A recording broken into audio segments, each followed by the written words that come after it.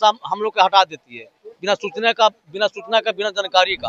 और तब से मैम हम लोग ये रोड पर भटक रहे हैं, नहीं इधर-उधर हम लोग बौख रहे हैं, जो कि तो इस वजह से शिक्षा मंत्री को ये बात मानना चाहिए और मान लेना चाहिए, क्योंकि हम लोग भी यूथ हैं बिहार के, हम लोग के ऊपर भी जिम्मेदारी है, घर की रिस्पॉन्सिबिलिटी होती है। देखिए, सरकार का रवैया तो अभी तानाशाही रवैया है। सरकार कभी भी छात्र की बातों को नहीं मान रही। सरकार है जो बाहरी का नौकरी दे रही है, अब बिहारी को हटा रही है, ये कहाँ का न्याय है।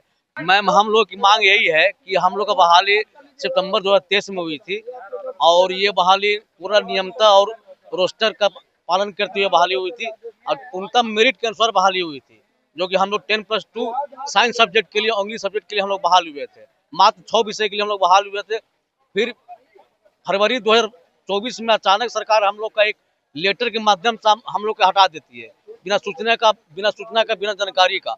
और तब से मैम हम लोग ये रोड पर भटक रहे हैं, नहीं इधर-उधर हम लोग बौख रहे हैं, जो कि हम लोग सरकार से, शिक्षा मंत्री से कितनी बार या अनगिनत बार में उनसे मिल लिए हैं, मांग कर चुके हैं कि हम लोग का समायोजन फीस सब पूर्णतः हम लोग का स्कूल वापसी कराया जाए। अभी तक सरकार से और शिक्षा मंत्री से आश्वासन ही मिलता रहा है। क्या कीजिएगा आने वाले दिनों में चुनाव भी? आने वाले दिन में चुनाव है, इसलिए तो हम लोग यहाँ पर बैठे हुए हैं। अभी कुछ नेता एमएलसी लोग आने वाले हैं, ताकि हम लोग की स्थिति हम लोग को समझ सकते हैं क्या स्थिति हम लोग का है। और हम लोग में मेरिट के अनुसार बहाली हुई थी। जिस समय स्कूल में टीचर नहीं थी, वो समय हम लोग को बहाली हुई थी। जब सरकार को ऐसा ही करना था तो हम लोग को बहाली नहीं करनी चाहिए था। एक चीज और है मैम कि ये सरकार है जो बाहरी का नौकरी दे रही है, अब बिहारी को हटा रही है, ये कहाँ का न्याय है। पूरा देश में ऐसा पहली बार हो रहा है, बिहार होने के बावजूद भी बिहारी हटाया जा रहा है। बाहरी बोर्ड पे हम लोग जो है रोड हम लोग का अधिकतर लोगों का ये स्थिति है कि अधिकतर लोगों का उम्र चली गई है, वो बीपीएससी में नहीं बैठ सकते हैं, जो टीचर बहाली हो रही है। बिल्कुल बीपीएससी में आप लोग नहीं बैठ सकते, इसको लेकर क्या? सबसे पहले मैं आपके चैनल को थैंक करना चाहेंगे और बहुत अफसोस की बात है कि आज हम लोग यहाँ आना पड़ रहा। बहुत दिन से हम लोग पटना आ रहे हैं और 6 महीने हम लोग सर्विस दी है, टाइम हम लोग दी। और कहना ये मतलब मैं है कि 6 सब्जेक्ट में चयन हुआ हम लोग का, मैथ इंग्लिश साइंस हुआ और सभी टीचर ने तन मन धन से, I think they labour hard, they did vital role in their life. तो कहना ये चाहेंगे सर मैम कि ये नीतीश कुमार जी से सोचना चाहिए। और हम लोग का एक मांग ये नहीं है, आप बीपीएससी को जो सैलरी दे रहे हैं 55,000 यू आर गिविंग, तो हम लोग अगर हाफ भी देते हैं, हम we are ready to do. और हम लोग ने वी डिड इट, हम लोग ने किया इस काम को। पूरे जितने भी टीचर हमारे हैं तन मन धन से पढ़ाएं, टाइमली जाके गए। एवरेज निकाला जी, जितनी एक वक्त था कि जब बच्चे वहाँ नहीं आ रहे थे, बच्चे जा रहे थे, बच्चे को पढ़ाया जा रहा था, बच्चे विश्वास कर रहे थे और पूरा जो समय था स्कूल का वो भर गया था और लोग एकदम आ रहे थे। और हर गार्जियन पे एक मुस्कान थी कि मेरे बच्चे स्कूल जा रहे हैं, एक मुस्कान आ गई थी। जब वो जा रहे थे तो स्कूल पे टीचर नहीं थे और गेस्ट टीचर की देन थी कि जब वहाँ जा रहे थे बच्चे पढ़ते, गार्जियन पूछ रहे थे कि बेटा आज क्या हुआ, हाँ अरे पापा आज तो ये पढ़ाई वो कौन टीचर गेस्ट है। तो पूरी जो स्कूल थी वो मुस्कुरा रही थी, वो गेस्ट टीचर के देन से है। आज वो स्कूल खाली हो चुकी है, बहुत जगह स्कूल आए नहीं है।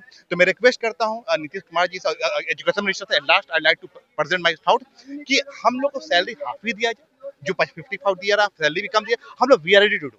Thank you. एग्री हैं? आपको क्या लग रहा है, मानेंगे शिक्षा मंत्री आपकी बात? मान तो जाना चाहिए, क्योंकि कह सकते हैं कि बिहार के तो गार्जियन वो हमारे वही लोग हैं, तो उनको तो मानना ही पड़ेगा और मानना ही चाहिए, क्योंकि हम लोग काफ़ी मेहनत से काम किया है मैम। और हम लोगों ने अपने स्तर से बहुत अच्छा शिक्षा प्रदान किया है बच्चों को, जो कि एक बच्चा मतलब स्कूल का ऐसा कंडीशन हुआ करता था कि बच्चे आते नहीं थे, लेकिन हम लोग के जाने के बाद बच्चों की प्रेजेंस बढ़ी थी और बच्चे मतलब इंटरेस्टेड थे पढ़ने के लिए।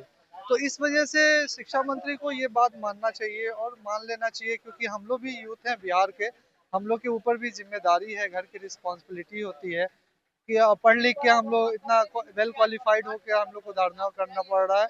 तो सर को ये सोचना चाहिए। बिल्कुल सर को यह सोचना चाहिए, जहां बिहार में शिक्षा व्यवस्था को दुरुस्त किया जाता है, आप ही लोग के थ्रू में बच्चों को जागरूक किया जाता है, क्या लग रहा है? जी, हम लोग पहले तो आपका आभार, और आपके चैनल के माध्यम से हम सरकार तक अपनी आवाज़ को पहुंचाना चाहते हैं। हम लोगों की प्रमुख मांग है कि हम लोगों को जो सेवा जो निरस्त कर दी गई है उसे पुनर्बहाल किया जाए।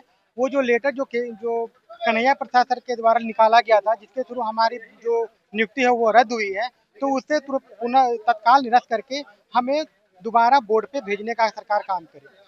पहले मैम ये बात बताना चाहेंगे कि हम लोगों की नियुक्ति सितंबर 2023 में हुई, जिसमें ये कोई टाइम पीरियड नहीं था कि आपको 6 महीने के लिए काम करना है या 8 महीने के लिए काम करना है। लेकिन 6 फरवरी 2024 को सरकार एक लेटर निकालती है कन्हैया प्रसाद जी के द्वारा, और उसमें हमारी सेवा को समाप्त करने की बात उल्लेखित रहती है। तो जिसके बाद हम लोग फरवरी 2024 के बाद हम लोग की सेवा समाप्त हो जाती है।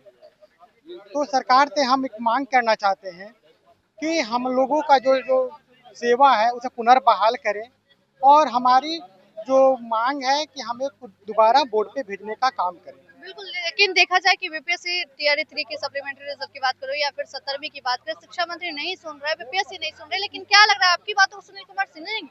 देखिए, सरकार का रवैया तो अभी तानाशाही रवैया है। सरकार कभी भी छात्र की बातों को नहीं मान रही है। बीपीएससी टीआरई 3 का बात हो या गेस्ट टीचर की बात हो, तो सरकार को इसमें अपना सहानुभूति पूर्वक निर्णय लेना चाहिए। टीआरई 3 वालों का भी मांग सही है और हम लोगों का भी मांग भी जायज है।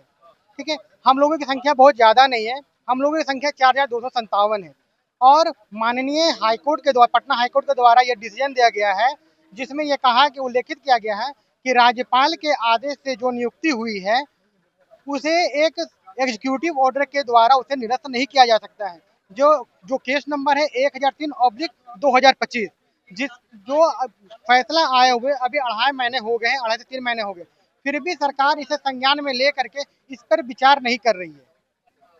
इस पर विचार नहीं कर रही है। देखिए, जहां शिक्षा विभाग को दुरुस्त करने के लिए इन्हीं की प्राथमिकता होती है, लेकिन इन्हीं को ही एक बार फिर से हटाया जा रहा है। मानदेय की बात हो रही है, तमाम चीजों को लेकर आखिर सरकार क्या इन लोगों की बात को मानती है, ये भी देखने वाली बड़ी बात है। फिलहाल देखते रहे first byte Jharkhand. Panorama group, जो सोचता है वो करता है। आपके अपने सपनों का आशियाना। ये लो, मुंह मीठा करो। आज मैंने अपना जॉब छोड़ दिया, अब हम पूर्णिया वापस जाएंगे। जॉब छोड़ दिया है? मतलब ये घर कैसे चलेगा? हम करेंगे क्या? और माँ बाबूजी क्या बोलेंगे? इसलिए मैं एक और मिठाई का डब्बा लाया।